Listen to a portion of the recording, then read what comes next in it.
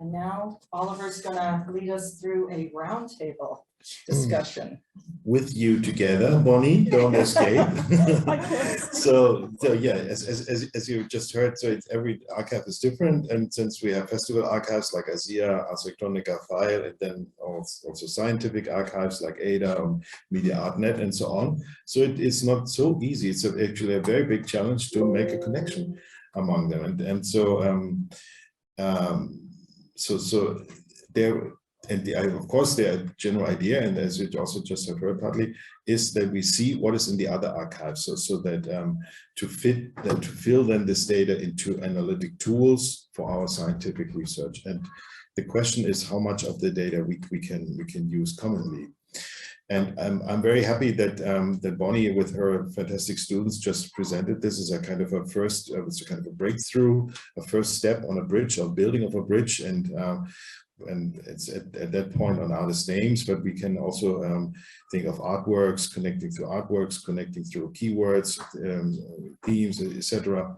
So the question is then, how big should this bridge be? And I have questions for you. This would be the first question: how big should be this bridge? What information should the connected archives offer to scholars, students, museums, galleries, and others? What would be your main interest in that? How does this initiative relate to your own interests in archiving? And yeah, also how can we involve museums in that? Anybody who would like to start in that? Feedback already on that. I'm going to answer partially a little piece of his question.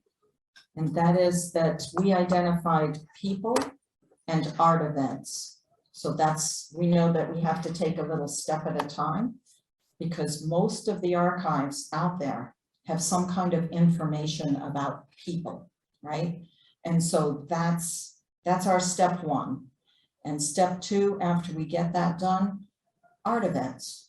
And an art event can be an artwork in an exhibition, or it could be a performance, that sort of thing, because artworks, as opposed to papers, get presented at a number of different exhibitions, right? So I'd like to open it up to you. Some more comments? Yes. I'm an artist, and I'm going to present tomorrow my art database. And when I started to make database, I wanted to make database in the future. But it turns out that I had to first do the past, because all artists, media artists, are working in future, not the past. So when you make it, it will be excellent material for anthropology, for sociology, and all other things. So it's a good way for funding. It's like a observatory. It is a good way for funding, although we don't have any funding. Oliver does, not me. Yeah. Other comments?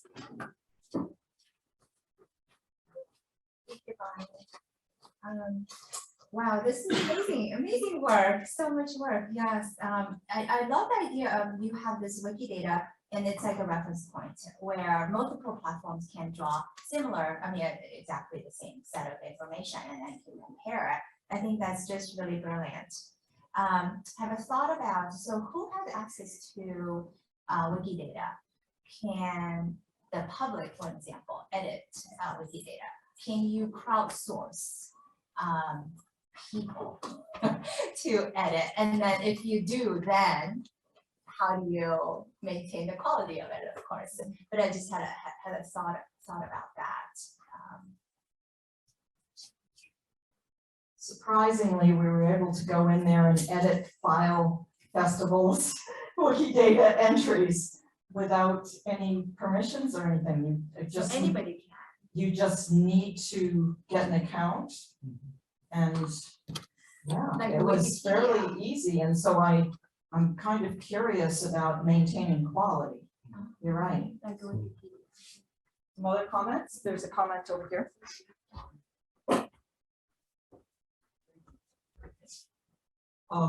So I really think that this is brilliant. That all the work that you're doing here is really cool. The bridging the gap, I think, is between different archives is really incredible and going to lead to a lot new information to be able to be spread. I'm curious what you see as what individual components these archives keep when they start harmonizing the information between each other. What do they keep for themselves as individual? Do they have individual pieces of information that other archives don't have? Or at one point do you see all of this kind of spreading into the same kind of information across these different platforms? And at that point, do you see any kind of centralization beginning to happen? Or is it going to still be between these different archives? That is a brilliant question, actually. On Tuesday, there's a number of institutional presentations and also a long paper at, I believe, 12:40 on Tuesday. And it's on connecting archives, and it's much more detailed than what we went into here. And we talk about the different approaches that we considered, decentralized systems, centralized systems, and what we decided at a meeting with Oliver, actually, and a number of other archives, is that we wanted to maintain our own autonomy, but yet be able to connect to each other. So we did consider absorbing content all into this master archive, but we decided that just wasn't going to work. You know, we want our own flavor. Yeah, I couldn't say this better. Our own flavor is always great. So yeah, it's a strategic question also, since you want to also make sure that in the future you also have funding for your own. It's not your own archive, but the institution which you represent. And then, of course, as we heard earlier, there are also different purposes. So we have the festival archive, which should document evidently the Fire Festival or the ISEA2022 Festival. And those artists which we never presented, then normally they cannot be in this archive. Whereas when we have these, whereas you have also these other scientific archives, they can do whatever they want basically, or they have also their own rules. So like in our case, for example, we have at least 5 exhibitions and or 5 articles on the artist, and then the person is automatically qualified. But it's all everywhere different. And so, but the question is really how common do we make this common ground? And so it's not the idea, it's not to make a super archive in the end, which absorbs everything and nothing else. But since also in these individual archives, there's a lot of development and there's a lot of individual questions in there, but still it is very good to have some common ground, to starting ground also for certain research questions, and then you can go deeper into the specific archive or go beyond the archive. Well, That was a very good question. Maybe building on that, I was just wondering now, how is your relation with the artists that are being archived, and how you agree on these different flavors to different institutions together with the artists, or if this is a curation that it's just yours, or how this own flavor is decided or has a participatory way of being dialogued with the artists themselves. So how this curation of these flavors happen in relation with the artists. Oliver. And then I'll get a comment on that. difficult to answer, since archivists are also a little bit dry people sometimes, and it's not always a very emotional sort of relationship. But we, for example, in ADA, we have a tool or a strategy or a common where we do a big blast on an artist. If an artist puts in all his complete effort into ADA. So like Jeffrey Shaw has 130 artworks in there, and so he got a blast, and then we put it on a number of mailing lists and social media reaching more than 100,000 people and so on, which gives extra popularity for the artists, and also, these are very prominent artists already, but they're also newcomers who already fulfill the criteria, and this is a kind of incentive for them to put more data into the archive. So, but this is more a strategy of us, and of course, then we offer this sometimes to certain artists. We find also interesting, or the board finds interesting. But I don't know exactly what you envision, for example, how this relationship between archive and artists could be even deeper or more flavored, or. I'll tell you with ISEA and SIGGRAPH, these are event-based, and so is File Festival. So we document the events and the people involved in those events. And if there are artists in this room, you probably, artists that are presenting here at ISEA, you probably had to fill out a permission form, a legal permission form, to include your work in the archives. So that's our relationship. But then I have to say that Wim Vandepas has been creating relationships with the artists personally, emailing them, saying, hey, we're missing this image, and artists have been contacting him and telling him that, oh, wait, you've got that wrong, right? So could you change this? And so I'm too busy programming. He's the guy that's talking to the real people. So did you want to say more about that, Mim, how your relationship with the artists? No? Okay, Terry has some questions from the chat. Open that up on here. Oh, okay.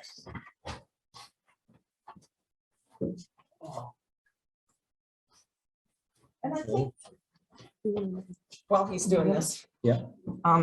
Okay.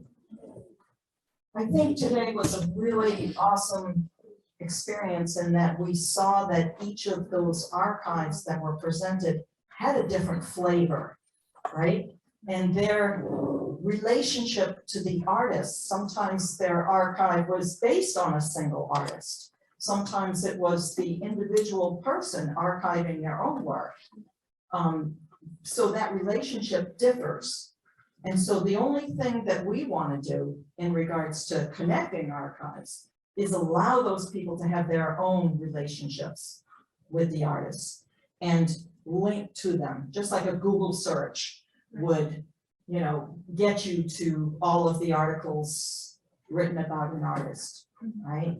And so we're just trying to make the path a little easier. Okay. I think there's a question. I think one need to distinguish format of art as mentioned, yet as well format of assets perhaps curated one and not all curated.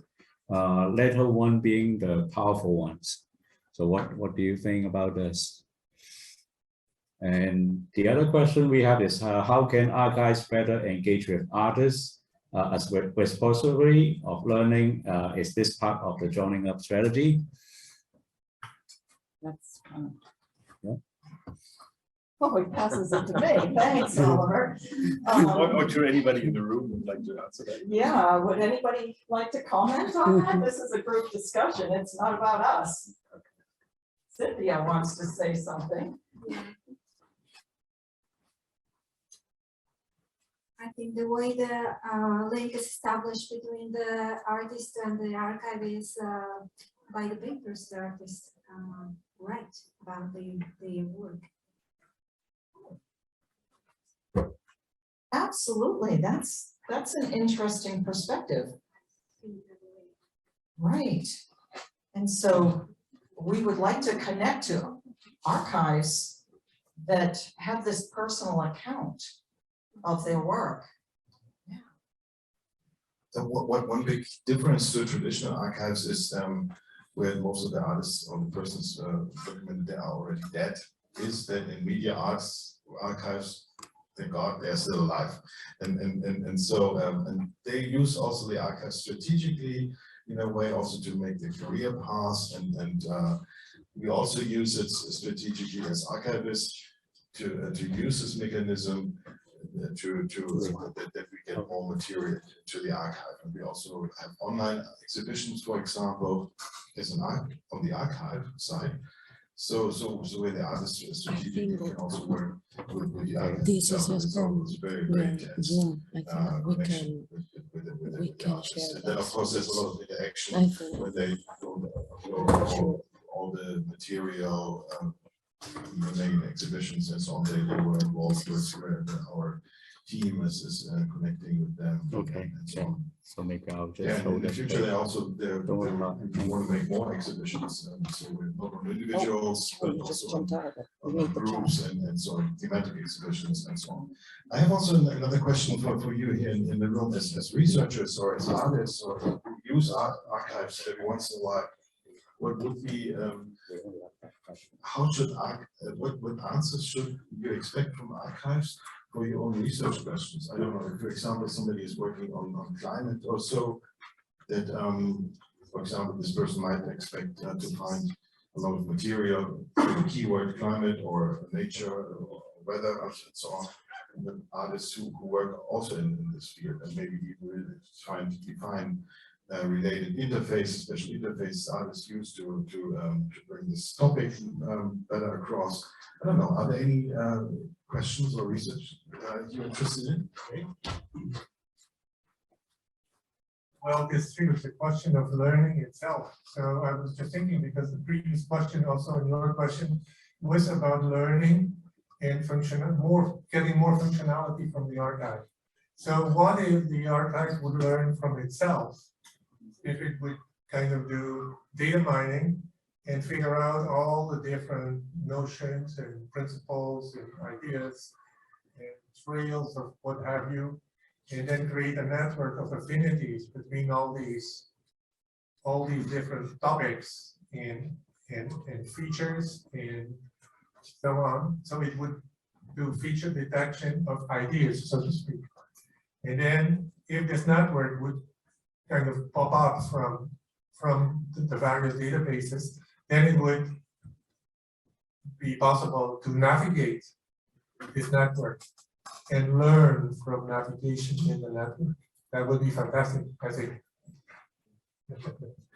Thank you very much. Great. About a month ago, I told Peter that we need him on the ISEA Archives because this idea is just fabulous. And quite honestly, we're kind of like baking the cake and then we can put the icing on, you know? And so right now we're trying to collect the data and get the functionality, basic functionality, but I really want to go down that path. We really need some machine learning and some AI to analyze the information that's there. And Oliver was talking about the thesaurus, and we've had a lot of meetings about taxonomies and how can we connect these archives in a much more kind of interesting way. You know, we're going with brute function, I don't know, brute approach or something, I don't know what you call it, but well, person to person, you know, we're getting the information about a person, but it could be much more interesting than that. More? It's your turn to talk. My comment was quite similar. I was thinking of like when you're getting all these amazing all these sorts of information together, you're kind of like being into the field of big data. The question is, has there been any research done related with this, treating this whole substance as a big data and creating something like data visualization efforts? Has there been any work done on that topic? Have you? No. We have a data visualization tab on the top, and Everardo Reyes in Paris did a data visualization of the archive early on, but it was in its preliminary state.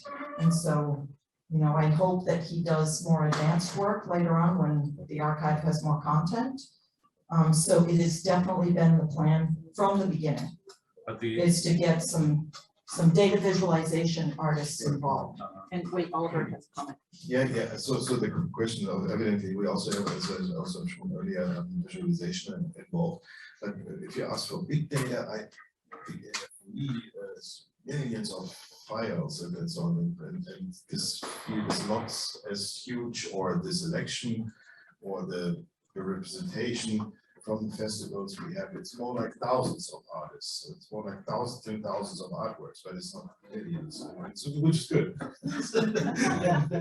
and so but I think, but it's definitely visualization is very important.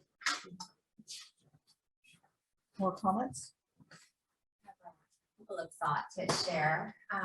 One has to do with, I'm wondering if you are creating documentation of the process which that you establish in this archive. Because with any archive writing, it's about writing history. There's always a biased way of establishing and looking at it. But through documentation, others can look at this history differently. So that's one thought that I had. The other one is about when we're talking about the relationship between artists and archives. As artists develop their work over the past decades, it'd be very interesting on that wiki data, if artists have access, because they're still alive, like you said, right? They're still alive. It'd be interesting for them to go back to look at, say, the artist statement that they wrote about a certain way of representation of whatever, 20 years ago, and write a reflection on how they're looking at it today. So as a way of expanding something that's already said and done into something that's live. Yeah, first question, documentation of documentation is displayed or work, and this will be also a big challenge for the bringing the archives together and this connecting archive process to document it right, so that later participants can also join more easily or find, I don't know, if we can develop some basic standards. So it would be, of course, the hope to make it easier for other people, and then where they basically in their own country can ask for funding so that they can join a larger initiative. It's a good argument for funding for support organizations. All of our code is on GitHub right now, open source, and we're creating these APIs to give away free to any archive that wants to join. But as Louise was talking about, it sounded like a great idea until we started doing it with our own archives, and we realized that the data sanitization problem was pretty critical. And so it wouldn't be like push a button and it happens, so you've got to take a look at your own data and make sure that you've got what it takes to use the API. But we are trying to make it as accessible as possible.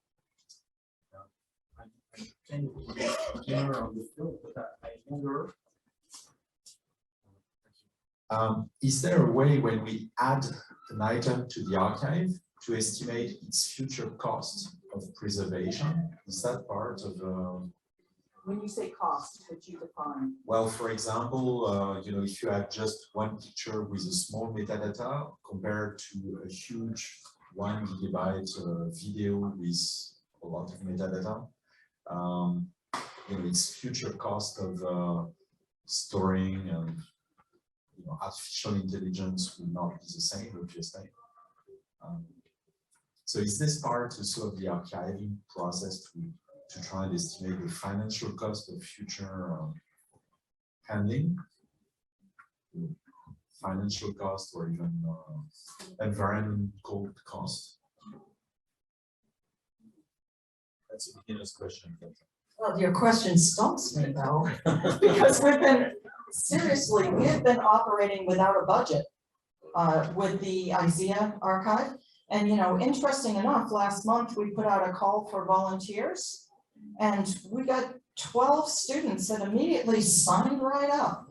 And that's how we've been operating. We don't get paid. Jan and Wim and Terry and I, it's a passion from the heart. So when you said cost, I wanted to know what exactly you were talking about. Financial cost?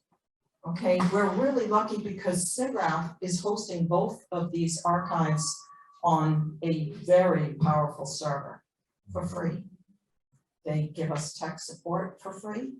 They're quite excited about what we're doing. So right now we're operating without a budget. You know, I get a little bit of money through grants to hire the students because I don't want them going hungry, right? And so, but we really don't have a budget. Now, Oliver, on the other hand, just got a big grant. Not big enough. So no, but I think this situation is definitely also in the US.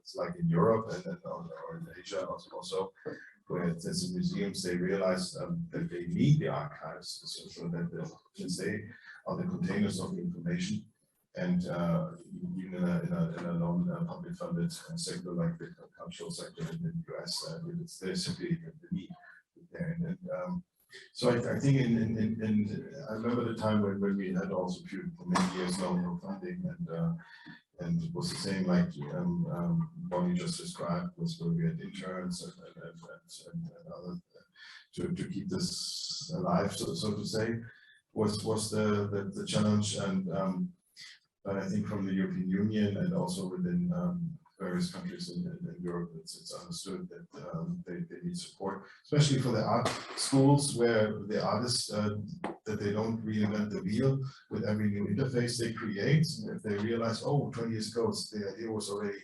there, but if they have a long line of all the interface